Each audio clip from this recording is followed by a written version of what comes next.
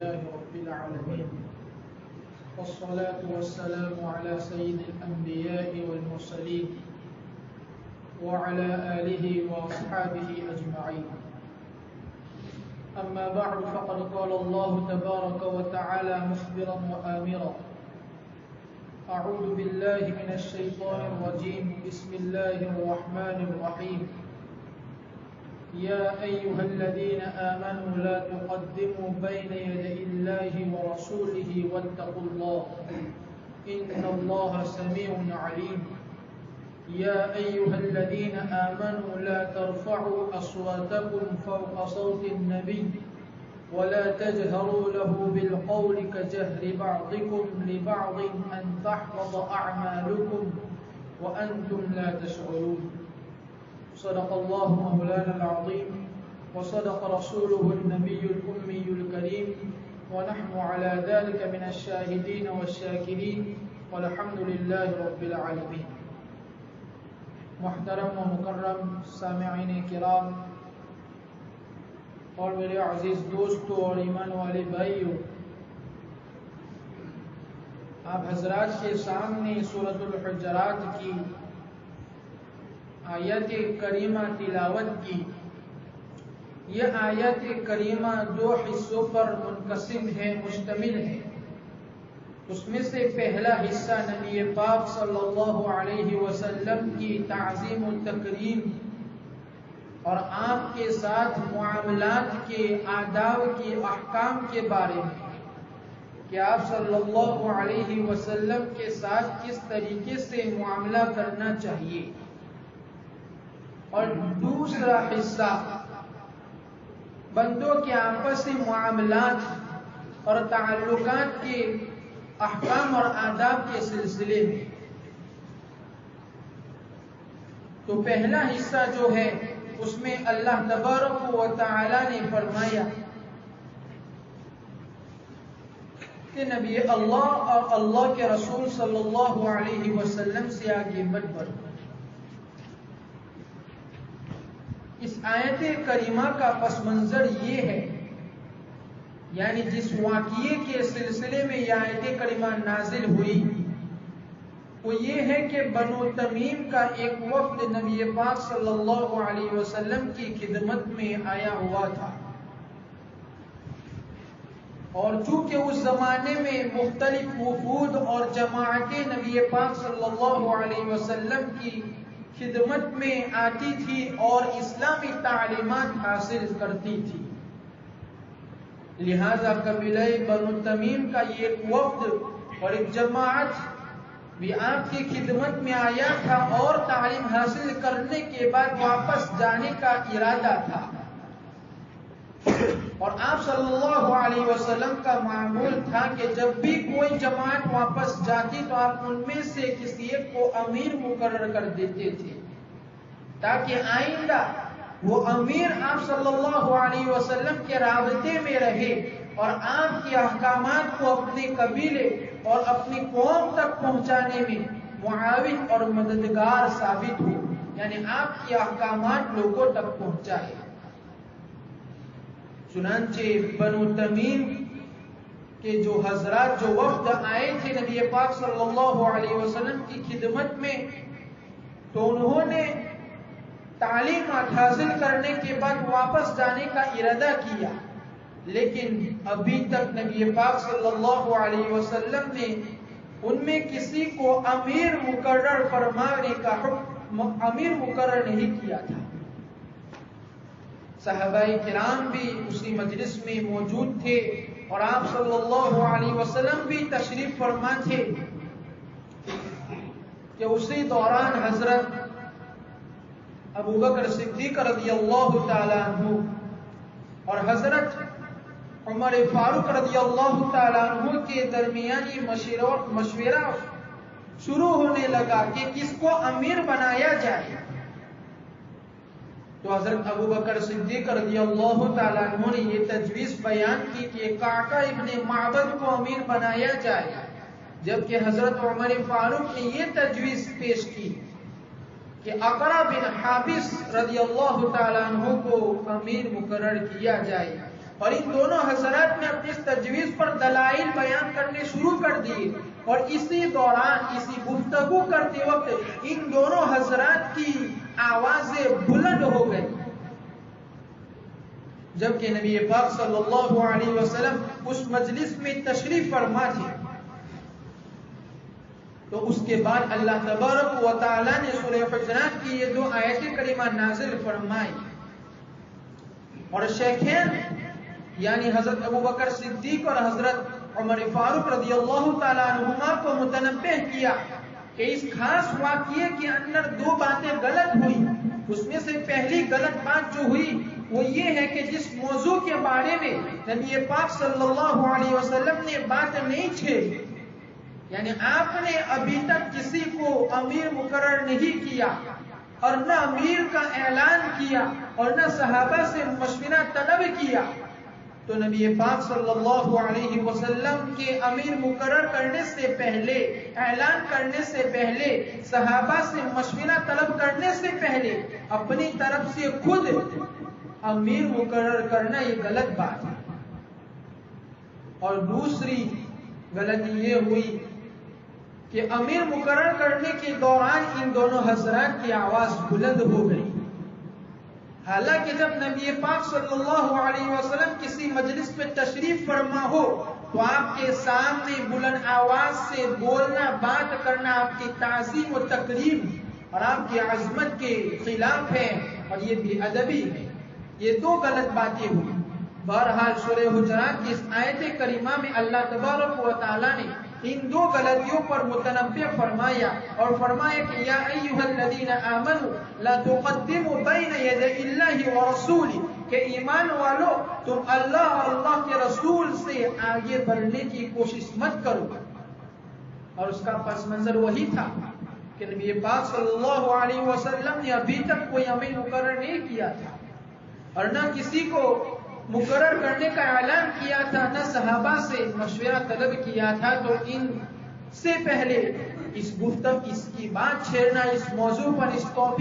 Topic پر بات کرنا یہ بے ادبی ہے، یہ نبی پاک صلی اللہ علیہ وسلم سے آگے بڑھنے کے معنی میں ہے۔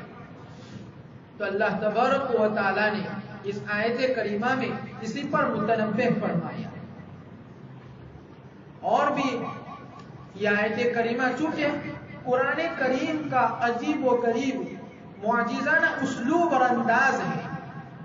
اس لیے کہ جب کوئی واقعہ پیش آتا ہے تو اللہ تبارک و تعالی اس واقعے کے تحت مسلمانوں کی رہنمائی کرنی ہوتی ہے اور ان کو تعلیم دینا مقصود ہوتا ہے، تو کوئی آیت کریمہ اسی کے مطابق نازل فرما دیتے۔ لیکن چونکہ یہ قرآن کریم قیامت تک کے لیے امت مسلمہ کے لیے رہنمائی کا ذریعہ ہے، قیامت تک آنے والوں کے لیے اس میں رہنمائی ہے، اس لیے اللہ تبارک و تعالی ایسے الفاظ استعمال فرماتے ہیں کہ وہ کسی خاص واقعے کے ساتھ وہ محدود نہ رہے کہ یہ حکم اسی واقعے کے ساتھ ہے، بلکہ ایسے الفاظ استعمال کرتے ہیں جس میں قیامت تک آنے والے مسلمانوں کے لیے ہدایت اور رہنمائی ہوتی ہے۔ تو اللہ تبارک و تعالیٰ نے قرآن کریم میں یہ نہیں فرمایا کہ بنو تمیم کے اندر کسی امیر کو مقرر کرنا نبی پاک صلی اللہ علیہ وسلم کے مقرر کرنے سے پہلے یہ غلط ہے، یہ درست نہیں تھا، ایسا نہیں فرمایا، بلکہ ایک عام حکم جاری کر دیا جو قیامت تک چلتا رہے گا کہ اے ایمان والو اللہ اور اللہ کے رسول سے آگے بڑھنے کی کوشش مت کرو۔ اب اس حکم کے تحت بہت سارے احکام نکلتے ہیں، اس میں سے چند احکام بیان کیے دیتا ہوں۔ سب سے پہلا جو حکم اللہ تبارک و تعالیٰ نے فرمایا کہ ایمان والو اللہ اور اللہ کے رسول سے آگے مت بڑھو، تو اس کا ایک مفہوم تو یہ نکلتا ہے کہ جب آپ صلی اللہ علیہ وسلم نے امیر مقرر کرنے کے بارے میں یہ بات نہیں چھیڑی، کسی کو امیر مقرر نہیں کیا، نہ مشورہ طلب کیا، تو اب آپ کے لیے مناسب نہیں ہے کہ آپ اپنی طرف سے اس موضوع پر بات کرنا شروع کر دو۔ تو یہ ایک مفہوم تو یہ نکلتا ہے۔ اب یہیں سے علماء کرام، لیکن یہ واقعہ تو خاص تھا اب ہو سکتا ہے کہ آئندہ بھی ایسا واقعہ پیش آئے، تو اس لیے عام حکم جاری کر دیا کہ اللہ اور اس کے رسول سے آگے مت بڑھو۔ علماء کرام نے لکھا ہے کہ چونکہ یہ قرآن کریم قیامت تک کے لیے ہدایت ہے، مسلمانوں کی ہدایت کا ذریعہ ہے، رہنمائی کا ذریعہ ہے، اور رہنمائی کرے گا قیامت تک کے لیے۔ اور نبی پاک صلی اللہ علیہ وسلم نے حدیث پاک میں فرمایا ہے کہ العلماء ورثۃ الانبیاء، کہ علماء جو ہے وہ انبیاء کے وارث ہے۔ اس لیے اب کسی مجلس میں کوئی بڑے عالم دین بیٹھے ہیں اور کسی نے سوال کر دیا، تو اب اس عالم دین کے جواب دینے کے بغیر اگر آپ نے اپنی طرف سے جواب دینا شروع کر دیا تو یہ اس عالم کی تعظیم و تکریم کے خلاف ہے اور خود مجلس کے آداب کے بھی خلاف ہے۔ اس لیے فرمایا کہ العلماء ورثۃ الانبیاء، یہ علماء ہے، علماء جو ہے وہ انبیاء کے وارث ہیں۔ البتہ اگر صاحب مجلس یا وہ عالم دین خود اجازت دے کہ بھائی اس مسئلے کے اندر تمہاری کیا رائے ہے، تو اس وقت پوری آزادی کے ساتھ تم اپنی رائے پیش کر سکتے ہو، لیکن اس صاحب مجلس اور اس عالم دین کی اجازت کے بغیر اپنی طرف سے پوچھے گئے مسئلے کا جواب دینا، یہ اس عالم سے آگے بڑھنے کے مانند ہے، گویا کہ آپ اس عالم سے آگے بڑھ گئے، اور یہ درست نہیں ہے، یہ غلط ہے۔ اور دوسرا حکم یہ نکلتا ہے کہ جب نبی پاک صلی اللہ علیہ وسلم کہیں تشریف لے جا رہے ہو تو مناسب نہیں ہے کہ آپ سے آگے آگے چلے، بلکہ آپ سے آگے چلنا یہ آپ کی تکریم و تعظیم اور آپ کی عظمت کے خلاف ہے، اور یہ بھی ادبی ہے۔ اس لیے جہاں کہیں نبی پاک صلی اللہ علیہ وسلم تشریف لے جا رہے ہو تو چاہیے کہ ہم اس کے پیچھے پیچھے چلیں۔ مفسرین نے یہاں ایک حکم یہی بیان کیا کہ چونکہ یہ قرآن کریم قیامت تک کے لیے رہنمائی ہے، لہذا جہاں کہیں آپ کسی بڑے آدمی کے ساتھ، مثلا کسی عالم کے ساتھ، کسی شیخ کے ساتھ یا کسی استاد کے ساتھ چل رہے ہو تو آپ کے لیے مناسب نہیں ہے کہ آپ ان سے آگے بڑھ جاؤ، یا تو آپ ان کے برابر چلو یا تو آپ اس سے تھوڑا پیچھے چلو، اس لیے کہ یہ ان عالم کے آگے بڑھنے کے مرادف ہے۔ یعنی آپ اس عالم کے جو العلماء ورثۃ الانبیاء نبی پاک صلی اللہ علیہ وسلم نے فرمایا تو آپ اس کی خلاف ورزی اور بے ادبی کر رہے ہیں۔ تو فرمایا کہ جب آپ کسی عالم کے ساتھ، کسی شیخ کے ساتھ چل رہے ہو تو یا تو برابر چلو یا ان سے پیچھے چلو، ان سے آگے چلنے کی کوشش مت کرو۔ اسی طریقے سے نبی پاک صلی اللہ علیہ وسلم نے بہت سے حقوق ادا کیے، آپ نے اپنی ذات کے بھی حق ادا کیا،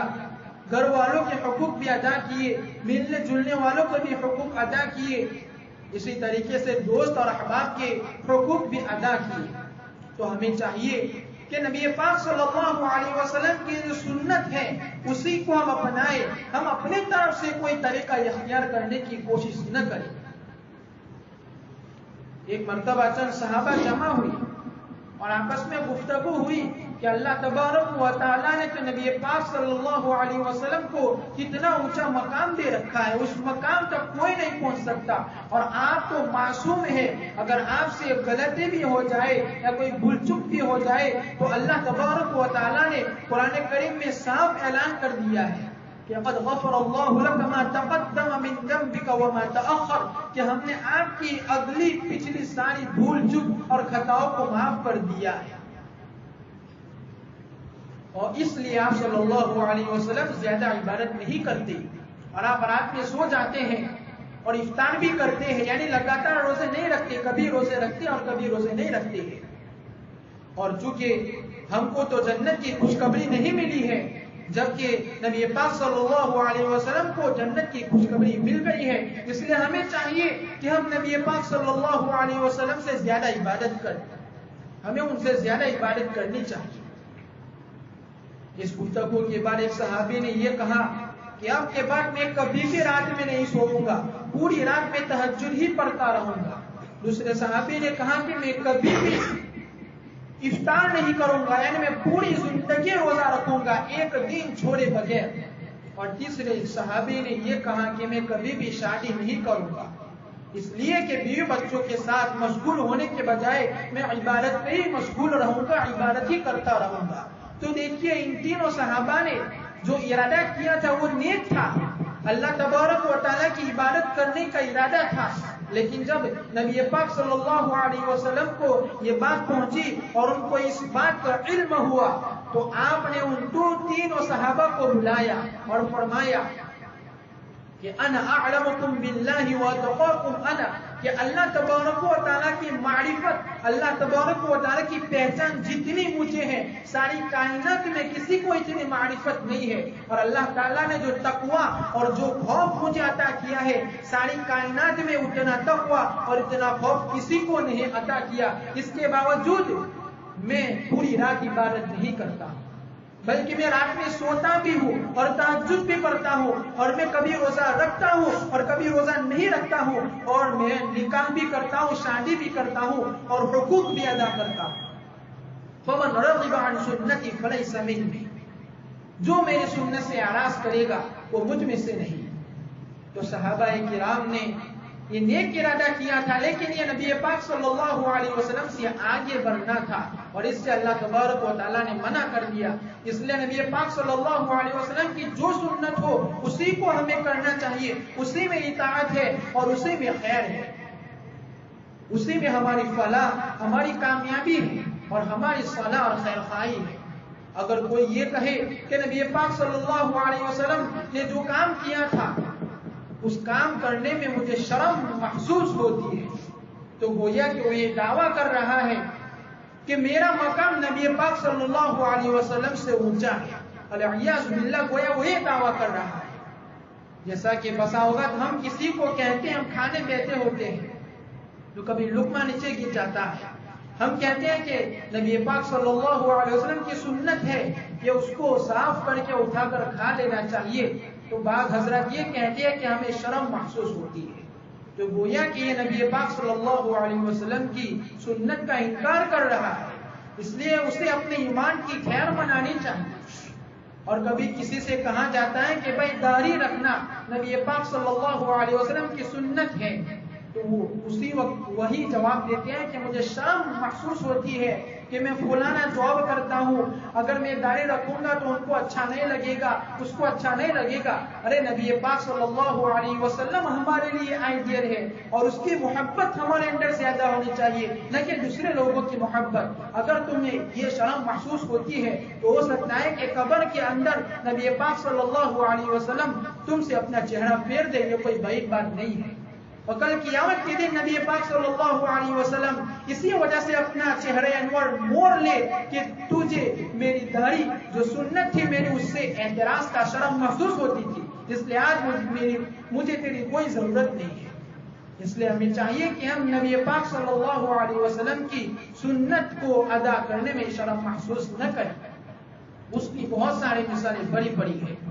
کہ ابن عباس رضی اللہ تعالیٰ عنہ کا دور تھا جو نبی پاک صلی اللہ علیہ وسلم کے چچا کے بیٹے تھے، تو مؤذن نے اذان دے دی تھی اور موسلادھار بارش ہو رہی تھی، بہت زیادہ بارش ہو رہی تھی۔ تو جب مؤذن نے اذان دے دی تو حضرت ابن عباس نے فرمایا کہ یہ اعلان کر دو کہ الصلاۃ فی الرحال، یعنی گھر میں نماز پڑھ لو اس لیے کہ بہت زیادہ بارش ہو رہی ہے۔ اب یہ بات لوگوں کے لیے نہیں تھی، اس لیے کہ ہمیشہ وہ یہی سنتے آ رہے تھے کہ حی علی الصلاۃ حی علی الفلاح، کہ نماز کے لیے آؤ، کامیابی کی طرف آؤ۔ اب یہ الصلاۃ فی الرحال، یہ گھر میں نماز پڑھو، یہ نئی بات تھی، نیا اعلان تھا۔ تو لوگوں نے اعتراض کرنا شروع کر دیا ابن عباس پر کہ آپ مسجد میں آنے سے ہمیں کیوں منع کر رہے ہیں، حالانکہ مسجد میں آنا ثواب ہے۔ تو اس وقت ابن عباس رضی اللہ تعالیٰ عنہما نے فرمایا کہ میں یہ اعلان نہیں کر رہا ہوں، بلکہ اس سے پہلے اس ذات نے بھی یہ اعلان کرایا ہے جو مجھ سے افضل تھی اور آپ تم سے بھی افضل تھی۔ یعنی نبی پاک صلی اللہ علیہ وسلم نے رخصت دی ہے کہ جب بہت زیادہ بارش ہو اور کیچڑ زیادہ ہو جائے، پانی زیادہ ہو جائے، کپڑا خراب ہونے کے اندیشہ ہو، اس وقت جماعت سے نماز پڑھنا معاف ہو جاتا ہے، نماز گھر میں ہی پڑھنا بہتر ہوتا ہے۔ لیکن ہمارے زمانے میں ایسا نہیں ہے، کیونکہ اب تو جو راستے وہ پکے ہو گئے، لیکن اس زمانے میں راستے کچے تھے، اس وجہ سے کیچڑ وغیرہ زیادہ ہو گیا تھا۔ زیادہ ہو جاتا تھا تو نبی پاک صلی اللہ علیہ وسلم نے رخصت دے رکھی تھی. تو جب ابن عباس کے سامنے لوگوں نے اعتراض کیا کہ آپ نے یہ کیسا حکم کیا، تو یہی کہ یہ نبی پاک صلی اللہ علیہ وسلم کی سنت ہے. جب نبی پاک صلی اللہ علیہ وسلم نے رخصت دی ہے، اجازت دی ہے، تو تمہیں یہ اعلان کرنا کیوں برا معلوم ہوتا ہے؟ یہ اعلان کرنے میں تمہیں کیوں شرم آتی ہے؟ یہ نبی پاک صلی اللہ علیہ وسلم کی سنت ہے اور انہوں نے رخصت دے رکھی ہے، اس لیے تمہارے لیے یہ اعتراض کرنے کی کوئی گنجائش ہی نہیں ہے. تو یہ بھی نبی پاک صلی اللہ علیہ وسلم سے آگے بڑھنے کے اندر داخل ہے. بہرحال نبی اللہ تبارک و تعالیٰ نے اس آیت کریمہ میں یہی حکم فرمایا کہ اللہ اور اس کے رسول سے آگے بڑھنے کی کوشش نہ کرو، اور آگے فرمایا واتقوا اللہ ان اللہ سمیع علیم، کہ اللہ تعالیٰ سے ڈرو، وہ سب سن رہے ہیں اور سب کچھ جانتے ہیں. اور اس کے علاوہ اس کی بہت ساری مثالیں ہیں، لیکن چونکہ وقت کافی ہو چکا ہے اس لیے ہم بات کو یہی ختم کرتے ہیں. اللہ تبارک و تعالی ہمیں نبی پاک صلی اللہ علیہ وسلم کی تعلیمات پر، آپ کی سنتوں پر اور آپ کی اتباع کرنے کی توفیق مرحمت فرمائے. آمین. وآخر دعوانا الحمدللہ.